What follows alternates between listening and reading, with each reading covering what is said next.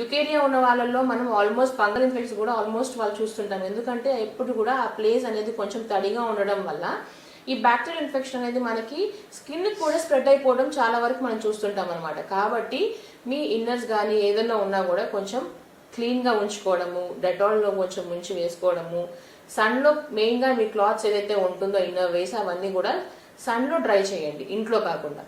అలా చేసినప్పుడు ఏంటంటే మీకు రికరెన్స్ అనేది చాలా తక్కువగా ఉంటుంది.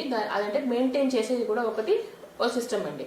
అలా ఉన్నప్పుడు ఏంటంటే మీరు ఆయుర్వేదంలో ఇంకా మనం కూడా స్ట్రిస్ బాత్ అని కూడా మనం ఇంప్లిమెంట్ చేస్తాం ఈ లుకేరియాలో. ఈ స్ట్రిస్ బాత్లో ఏంటంటే మీరు త్రిఫలా కషాయం తీసుకోండి, లేదా త్రిఫలా పౌడర్ తీసుకుని ఓ పెద్ద బాత్ టబ్లో మీరు ఓ 2 టీ స్పూన్స్ కొంచెం మరగబెట్టి ఆ గోరువెచ్చని నీళ్ళ టబ్లో అప్ టు హిప్ లెవెల్లో వరకు మీరు కూర్చొని మీరు యానల్ స్పింటర్స్ని కాంట్రాక్ట్ అండ్ రిలాక్స్ చేస్తూ ఉంటే మీకు ఆల్మోస్ట్ ఆ వాటర్ అనేది లోపలికి వెళ్ళి బయట వస్తుంటుంది.